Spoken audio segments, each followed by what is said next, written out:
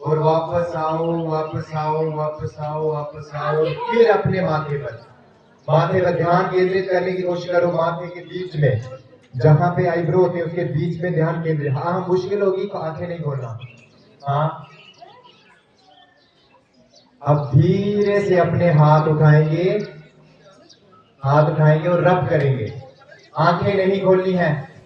रब करेंगे, रब करेंगे, रब करेंगे, रब करेंगे और अपने आंखों पे रख देंगे। अपने आंखों पे रखो, रखो सारे अपने आंखों पे रखो। Students, Good morning, sir. are you ready for today's cues? Yes, sir. Okay, let's start. Yes, sir. I will call you one by one. ठीक है? Yes, sir. तो आप लोगों को यहाँ पे आना है। आज हम विकाबुलरी बेस्ड अपोजिट वर्ड्स पे करा रहे हैं आपका क्विज। ठीक है? तो ऐसी जनरली आप किसी भी रैंडमली में बच्चे को उठा सकता हूँ कि जरा आप प्रिपेयर हैं उसके लिए। बॉयज वर्सेस गर्ल्स, कुछ बॉयज को मैं बुलाऊंगा, कुछ गर्ल्स को बुलाऊंगा। जरा आप में से सबसे ज्यादा अच्छा परफॉर्म कौन करेगा। तो first of all I would call miss Hareen, please आइए यहाँ पे फ्रॉम गर्ल्स ग्रुप। तो यहाँ पे सबसे पहले मुझे बताओ, ये अपोजिट वर्ड है हमारे पास इजी। क्या है? इजी। आप मुझे बताओ इसका ये वर्ड है इजी, तो आपका इसका अपोजिट वर्ड लिखना है। ठीक है? इजी का क्या लिखा आपने? हार्ड। और कोई लिख सकते हो अपोजिट वर्ड में? चलिए हार्ड। आप चाहिए तो इसका डिफिकल्ट भी लिख सकते हैं। Okay, thank you. अब आप जा सकते हैं। वाइज में मैं यहाँ सरफराज को बुलाना चाहूंगा। सरफराज आइए। तो हमारे पास एक वर्ड है गस्ट, GUEST। गस्ट का अपोजिट वर्ड लिख के बताओ जरा, क्या होता है गस्ट का opposite word? Host. Okay, host का मतलब क्या होता है? जैसे वो ऑनलाइन क्लासेस में होता था ना। अच्छा, आप तो ऑनलाइन डिजिटल वर्ल्ड की तरफ गस्ट और होस्ट को देखते हैं, लेकिन एक्चुअली हमारे में यहाँ गस्ट क्या होता है? मेहमान बोलते हैं, होस्ट को मेजबान बोलते हैं। ठीक है? ओके, आप गर्ल्स से यहाँ पे एक और गर्ल्स में पूरी चावला आ जाएंगे। आप मुझे बताइए, जो न्यू होता है, न्यू का अपोजिट वर्ड क्या है? जरा राइट करिए यहाँ पे।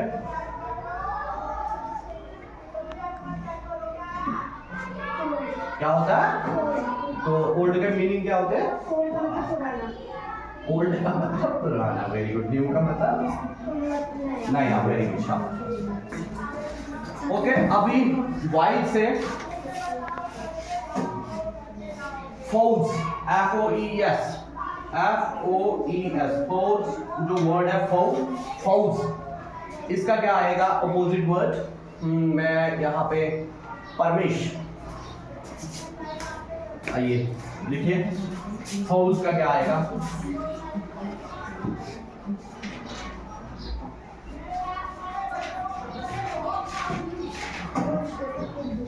Opposite word friends. फौज का मीनिंग बोल सकते हैं क्या होता है? वेरी गुड, दुश्मन। क्लैप्स करो इसके लिए। दोस्त, जाइए नेक्स्ट। यहाँ पे गर्ल्स में आप में से अलमीना आइए यहाँ। अनइम्प्रेसिव का बताना। IMPRESSED। अनइम्प्रेसिव का अपोजिट वर्ड क्या आएगा?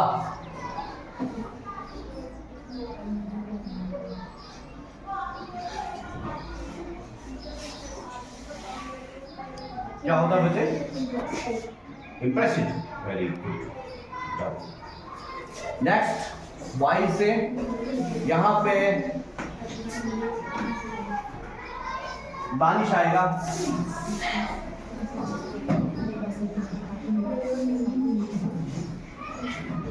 आप मुझे बताइए, यहाँ पे आप नीचे नहीं लिखना, आप यहाँ पे लिखिए।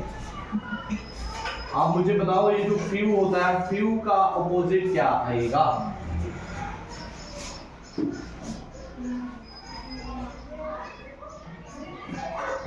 ओके, मेनी का मतलब क्या होता है? पता होना चाहिए। फ्यू का मतलब होता है चंद चीजें, मेनी का मतलब बहुत सारा। ठीक है, तो यहाँ पे नेक्स्ट गर्ल्स की जान है ना, आपका नाम मीरा ठाकुर आगे आएंगे। आप मुझे बताएंगे, ये मैं मिटाता हूँ, ठीक है, ये मैं मिटा देता हूँ। फिर से यहाँ पे रिपीट करेंगे हम बहुत सारे और भी वर्ड्स को। जैसे आप मुझे बताइए, देखो इजी का ऑपोजिट क्या होता है? इजी का ऑपोजिट वर्ड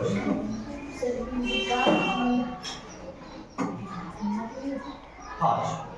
ओके, तो यहाँ पे कंपटीशन इक्वली जा रहा है, गर्ल्स एंड बॉयज। मुझे अच्छा लगा कि आप सभी प्रिपेयर हैं, ठीक है, ऑलमोस्ट सभी प्रिपेयर है। चलिए आज आप आइए। अनइम्प्रेसिव का बोलो क्या आएगा? अनइम्प्रेसिव का क्या आएगा? देखो यहाँ randomly you should, everybody should be ready for that. मैं किसी को भी कॉल कर सकता हूँ, यहाँ बुला सकता हूँ। बॉयज के ग्रुप से और गर्ल्स के क्या होता है? अनइम्प्रेसिव का इम्प्रेसिव हो गया। Okay, now it is the turn for girls, sorry. तो गर्ल्स के में से आपका नाम माही जरा आप आइए। आप मुझे बताइए इजी का अपोजिट वर्ड क्या आएगा? अभी तक तो सभी बिल्कुल इक्वल जा रहे हैं, हॉट। ओके, अब बॉयज की टर्न है। बॉयज में से लुकमान आएगा यहाँ पे, ठीक है। लुकमान आप मुझे बताएं फौज, FOES, फौज का ऑपोजिट वर्ड बताइए आपका क्या होता है? फ्रेंड्स। ओके, ठीक है। तो आज का क्यूज जो है लेवल हो गया है क्लास 5 का। बहुत अच्छा कि आप फुली प्रिपेयर हुए। नेक्स्ट टाइम जब हमारा कोई भी क्यूज होगा, कोई भी एक्टिविटी होगा, तो वो पूरी लेसन बेस्ड होगा, आप तैयार करिए। उसमें आपको और भी कंपोनेंट्स डालेंगे, वोकैबुलरी के अलावा अपोजिट वर्ड्स, ग्रामर का पार्ट भी ले सकते हैं, और भी चीज़ें हम उसमें इंक्लूड कर सकते हैं। तो आज ही आपका ट्रायल था। थैंक यू, बहुत अच्छा लगा, आपने फुली प्रिपेयर किया था। Good morning students.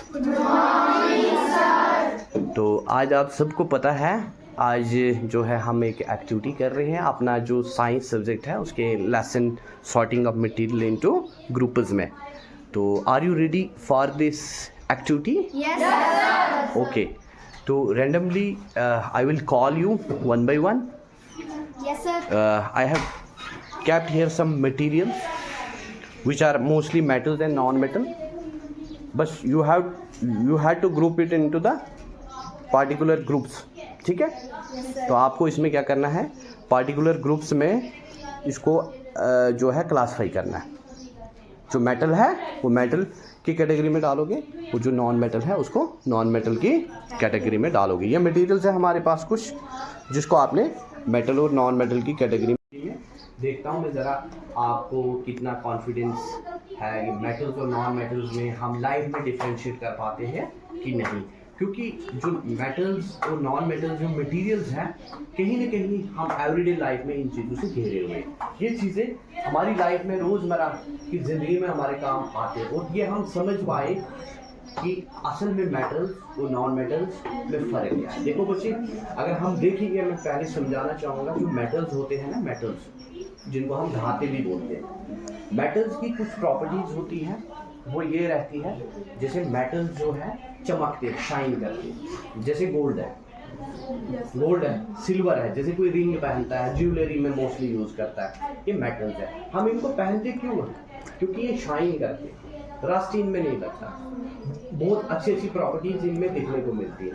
अब जैसे आयरन एक मेटल है, तो इसके अंदर हार्ड रहता है, मजबूत रहता है, हम बड़े बड़े बिल्डिंग स्ट्रक्चर्स बनाते हैं आयरन की मदद से। और बहुत सारे ऐसे मेटल्स हैं। मेटल की खास 2-3 प्रॉपर्टी मैं बोलूँगा जो हमें डेली लाइफ में याद रखनी चाहिए। पहला, मेटल शाइन करते हैं, मेटल्स को ब्रीथिंग करने पे उनसे साउंड्स निकलती हैं, ठीक है। उसके बाद मेटल्स जो है गुड कंडक्टर ऑफ इलेक्ट्रिसिटी होते हैं, जो इलेक्ट्रिक करंट को कंडक्ट करते हैं। जैसे आपने देखा होगा बिजली की तारे वो क्यों लगाते हैं, मेटल की क्यों बनी होती है, क्योंकि वो इलेक्ट्रिसिटी को कंडक्ट करते हैं। आपके घर में जो तवा होता है, रोटी बनाते हैं ना आप उसके ऊपर, वो मेटल का बना होता है, क्योंकि वो हीट को क्या करता है, कंडक्ट करता है। हमारे पास कोई भी बर्तन होता है घर में, यूटेंसिल्स होते हैं कोई भी, जो हम चूल्हे के ऊपर चलाते हैं, फिर उसमें चाय बनाते हैं, खाना बनाते हैं, वो भी किस चीज़ का बना होता है, मेटल। और ये मेटल्स क्यों ये हीट को कंडक्ट करते हैं। और नॉन मेटल्स क्या करते हैं, हमें हीट और इलेक्ट्रिसिटी से बचाते हैं। आपका तवा होता है, उसके पीछे क्या हैंडल लगी होती है, वो किसकी लगी होती है, प्लास्टिक या वुड की। वुड क्या है, नॉन मेटल, प्लास्टिक क्या है, नॉन मेटल। ठीक है, तो पता चला नॉन मेटल्स का काम क्या है। वही इसके उल्टा उसके अपोजिट काम करते हैं, जो जिसे हमें कोई करंट वगैरह नहीं लगेगा। अब हमारा कोई स्विच होता है, स्विच बटन इलेक्ट्रिसिटी का, वो प्लास्टिक का क्यों होता है, रीजन ताकि हमें कोई करंट ना लगे।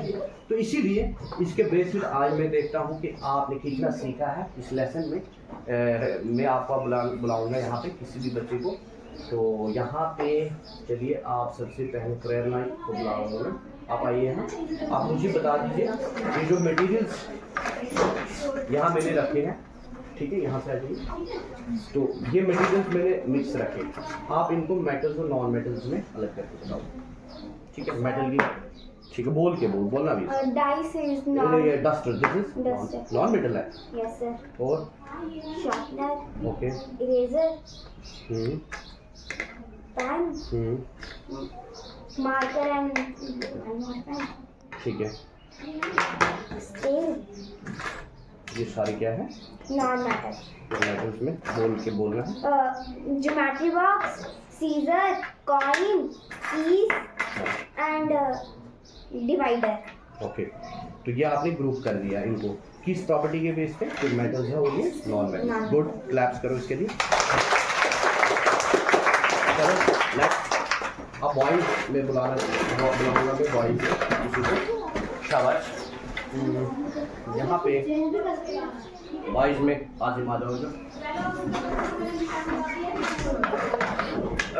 आप मुझे बताओ मेटल्स और नॉन मेटल्स में इनको अलग ग्रुपिंग करो। Sir scale, non metal, sir sharpener, eraser, sir की, सर पेन, अलग करो इनको, मार्कर, ठीक है। सर नॉन मेटल में आगे सर कॉइन, सीजर,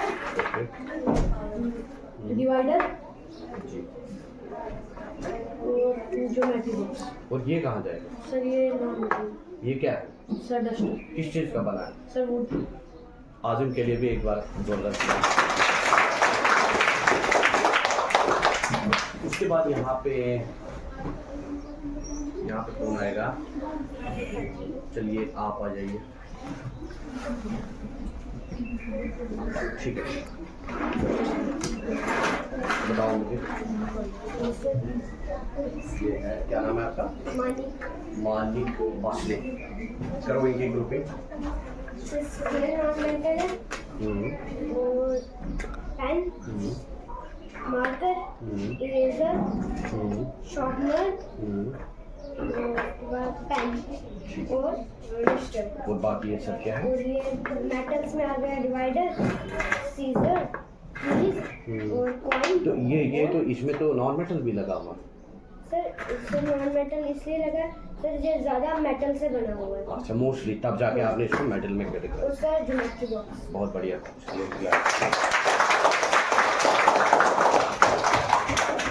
उसके बाद नेक्स्ट यहाँ बॉयज में आएगा, चलो अजहर, आज आप आइए अजहर।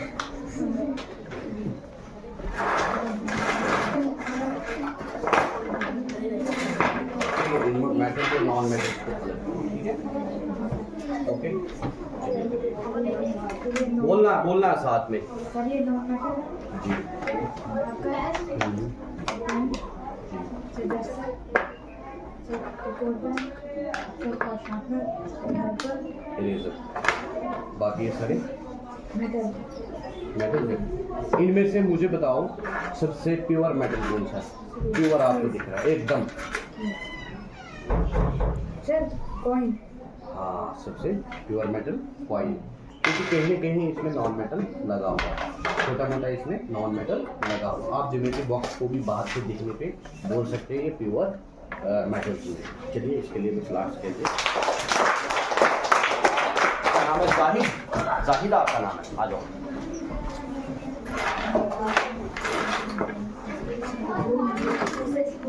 करो मेटल्स और नॉन मेटल्स का अलग अलग। Tester, pen, eraser, sharpener, pen, coin, scissor, geometry box और डिवाइडर। ये क्या है? मेटल्स और वो नॉन बोल सकते हैं मेटल्स और नॉन मेटल में फर्क क्या होता है?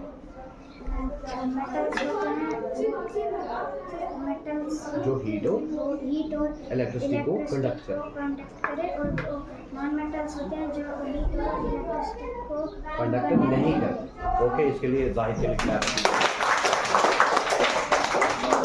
उसके बाद यहाँ पे न्यू स्टूडेंट में से कौन आया है? नया बच्चे में से न्यू स्टूडेंट्स जो इस बार न्यू एडमिशन में है कोई, और जाहिद के अलावा और कोई भी नहीं। बिस्मा जरा आप आए हो इधर, बिस्मा, ठीक है।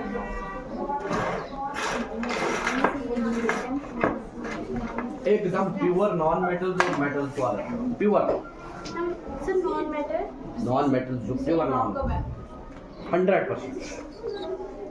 हाँ, वेरी गुड, शाबाश। प्योर 100% जो नॉन मेटल। हाँ चलिए चलिए, आप करिए, कोई बात नहीं, डोंट वरी।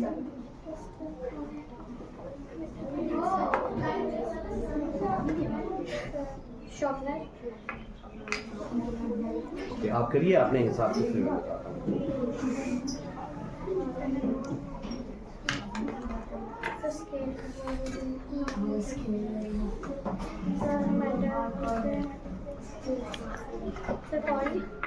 प्योर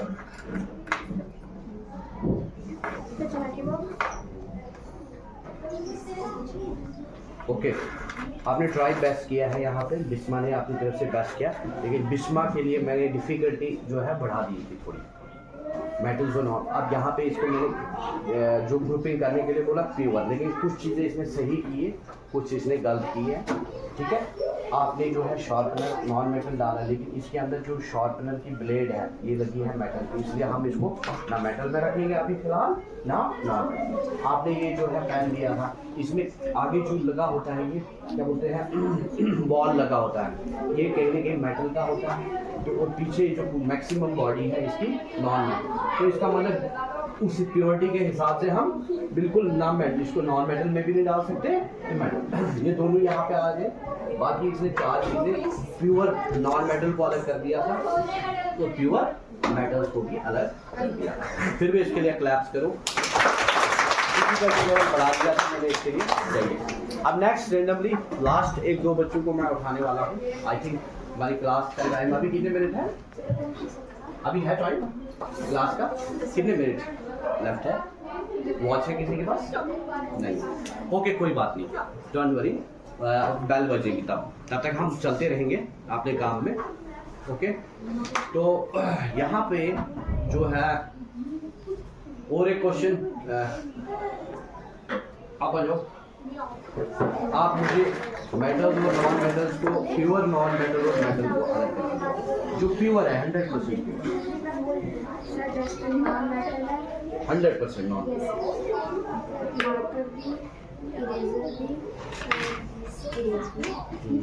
ये मेटल है, ये मेटल, ना ये मेटल है ना ये नॉन मेटल है, ये भी इसमें मिक्स है, ये भी नहीं, इसके अंदर भी आपको नॉन मेटल लगते हुए दिख रहा है, इसलिए ये भी आप कहीं कैटेगराइज नहीं कर सकते, तो ठीक है। आप पता चला लाइफ में हम, हाँ, अगर ज़्यादा किसी चीज़ में दिखती है, ज़्यादा कैटेगरी होती है, तो उसको हम इसमें कर देते हैं नॉन मेटल, ठीक है, ओके। क्या नाम है आपका? उर्वशी ठाकुर। ठीक है, उर्वशी ने यहाँ पे क्लासिफिकेशन बहुत अच्छी की, इसलिए मैंने एक बार आपकी अब सभी बच्चों को है मोस्टली समझ आ गई है ना? सभी को आ गया। तो आपको मैंने कुछ और भी एक्टिविटीज दी हैं जो आपको करनी है, परफॉर्म करके मुझे देनी है। तो मजा आता है एक्टिविटी की। Sorting of material into groups पूरा समझ आ गया चैप्टर पक्का। इसमें और भी बहुत सारी एक्टिविटीज हम आ चुके हैं। Thank you.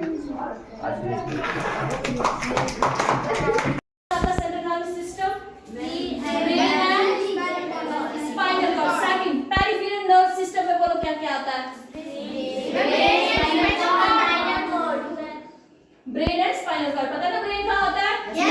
स्पाइनल कॉर्ड हमारी बैकबोन किसको प्रोटेक्ट करती है? और ऑटोमेटिक नर्वस सिस्टम, उसमें एक स्पेशल किस्म के सेल होते हैं जिनको क्या बोलते हैं? गैंग्लिया, जो नर्व सेंटर होता है। और क्या होते हैं उसमें?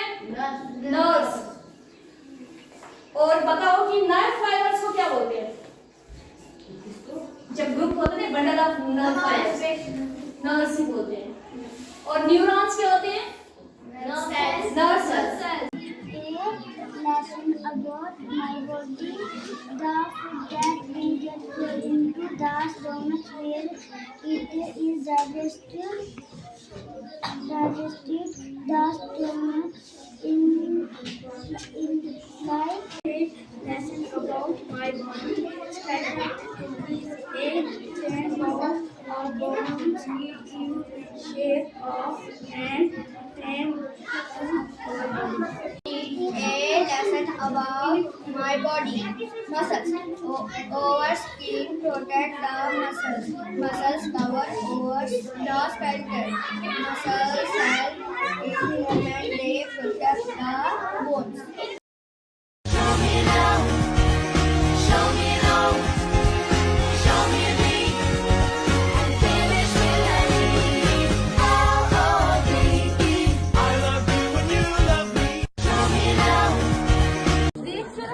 रीडिंग पढ़ के बताओ कितनी है? मैम 100 पहुंचने वाला है। आप इस बी को में डालो क्योंकि जो ये कोल्ड वाटर है, डालो इसमें, लिखना इसकी रीडिंग ऐसे ही पकड़ा है यार। कम हो रहा है। ऐसे टच नहीं करते हैं, ऐसे ऊपर रखो। आप देखना पहले कितना था, क्या इसकी रीडिंग कम हो रही है वो देखना। कितनी हुई? और जितना ठंडा पानी होगा उतनी ज्यादा कम होगा। देखो कितना हुआ, हो रहा है अभी? Yes ma'am. नीचे रख, जो मर्क्यूरी थ्रेड है जैसे ही डाउन हो रहा है, इसकी रीडिंग टच नहीं करना होता है।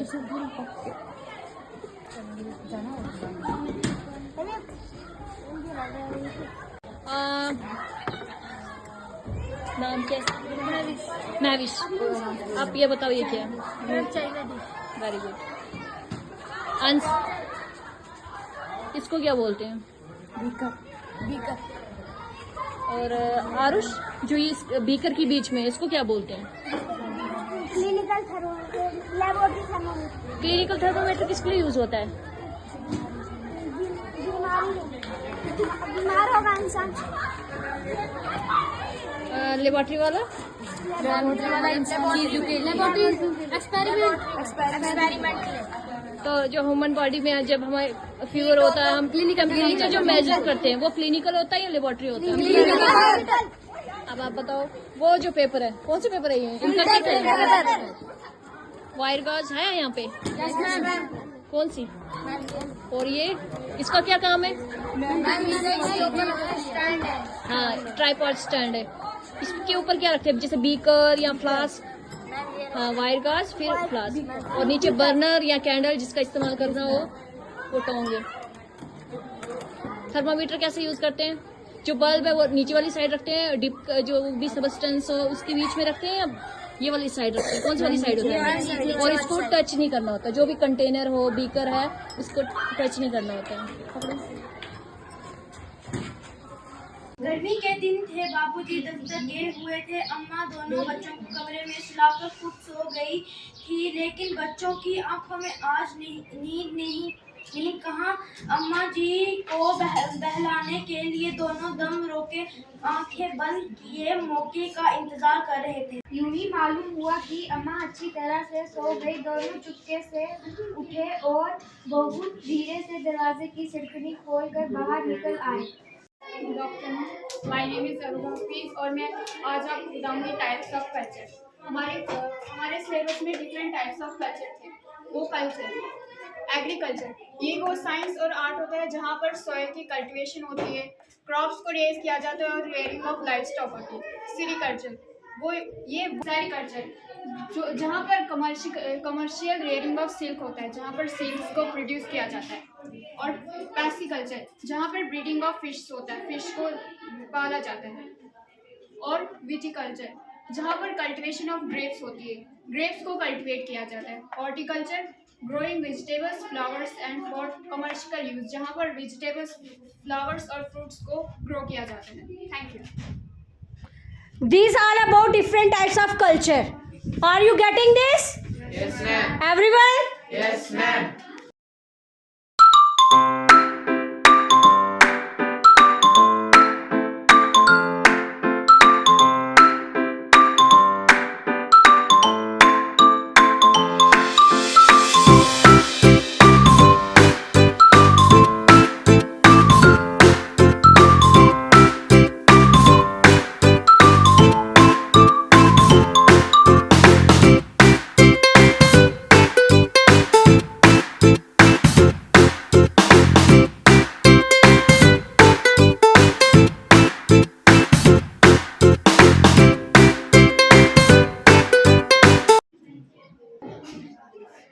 गुड आफ्टरनून, आज हम पढ़ेंगे types of farming. Good afternoon, आज हम पढ़ेंगे टाइप्स ऑफ फार्मिंग। तो फार्मिंग का मतलब होता है ग्रोइंग और raising life stocks for use. और फार्मिंग की दो टाइप्स होती हैं, सबसिस्टेंस फार्मिंग और कमर्शियल फार्मिंग।